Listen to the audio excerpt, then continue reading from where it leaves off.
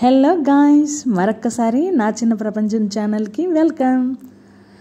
ఈ రోజున నేను రోటి పచ్చడి చేశాను అండ్ దానికి తోడుగా దొండకాయ ఫ్రై కూడా చేశాను. ఈరోజు చక్రాలు గజకోసాను. చూసారా? ముందుగా నా ఛానల్ని మీరు సబ్స్క్రైబ్ చేసుకోకుండా చూస్తున్నట్లయితే ప్లీజ్ సబ్స్క్రైబ్, అలానే బెల్ని కూడా టచ్ చేయండి. నా వీడియోస్ వచ్చినప్పుడల్లా మీకు నోటిఫికేషన్ వస్తుంది. ఓకేనా? వీడియో చివరి వరకు చూడండి, ఎక్కడ మిస్ అవ్వద్దు, టిప్స్ మర్చిపోతారు. అలానే మీరు నచ్చితే లైక్ కూడా కొట్టండి. ఓకేనా?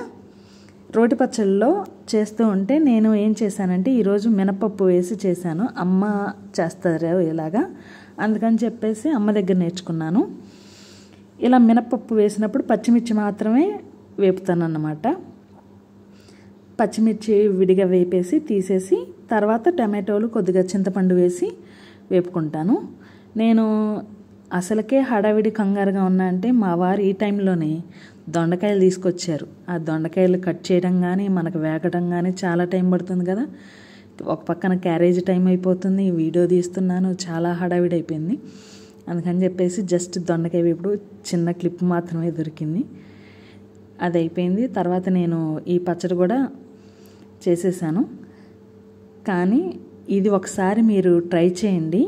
మీ దగ్గర ఉంటే, నా దగ్గర ధనియాలు అయిపోయాయి, ధనియాలు ఉంటే ఒక స్పూన్ వేసుకోండి, చిన్న టీ స్పూను, చాలా బాగుంటుంది. మీకు అది నచ్చకపోతే దాని ఫ్లేవర్ వదిలేయచ్చు.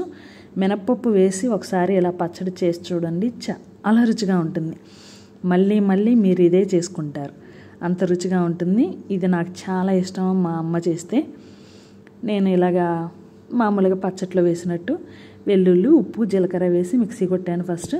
తర్వాత మనం వేపుకొని పక్కన పెట్టుకున్న ఫస్ట్ ఇవి పచ్చిమిర్చి వరకు మిక్సీ కొట్టాలి, లేదంటే ఆ పప్పు మెదగదన్నమాట. రోట్లో చేసుకునే వాళ్ళైనా సరే ఫస్ట్ ఇంతవరకు నూరేసుకున్న తర్వాత టమాటాలు తర్వాత వేసుకోవాలి. నేను ఇలా మిక్సీ వేసుకున్నాను. టమాటాలు కూడా మగ్గిపోయాయి, అది కూడా మిక్సీ వేసాను.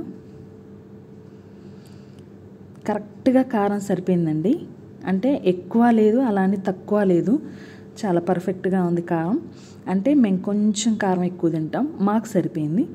ఇంకా కొంచెం కారం తినని వాళ్ళకైతే కొంచెం కారంగా ఉంటుందేమో. వేడి వేడి అన్నంలో నిజంగా ఆ పచ్చడి వేసుకొని కలుపుకొని తింటూ ఉంటే ఉందండి, చాలా రుచిగా ఉంది. ఈ దొండకాయ వేపుడులో ఏం చేశానంటే నేను వెల్లుల్లి కారం వేసాను. ఇది దీని ఫ్లేవర్ మర్చిపోతే మళ్ళీ దాని ఫ్లేవర్ ఉండదేమో అని చెప్పేసి అనిపించింది. అంత టేస్ట్గా ఉంది దొండకాయ వేపుడు కూడా. అది కూడా పచ్చడి కూడా యమ్మీ యమ్మీ.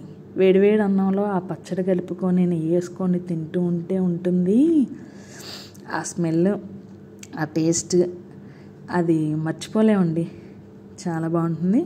అలానే మరొకసారి అడుగుతున్నాను అనుకోకుండా నా ఛానల్ని ఒకసారి సబ్స్క్రైబ్ చేసుకొని లైక్ కొట్టేసి వెళ్ళండి. మళ్ళీ మరొక కొత్త వీడియోలో కలుద్దాం. ఓకేనా? బాయ్.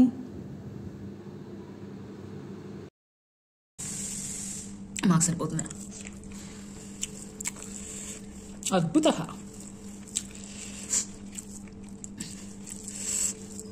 అలా ఉంది, చాలా బాగుందబ్బా. Okay guys, bye. మళ్ళీ నెక్స్ట్ వీడియోలో మళ్ళీ మిమ్మల్ని కలుస్తాను. ఈలోపు సబ్స్క్రైబ్ చేయండి, వీడియోకి లైక్ కూడా కొట్టండి. బాయ్.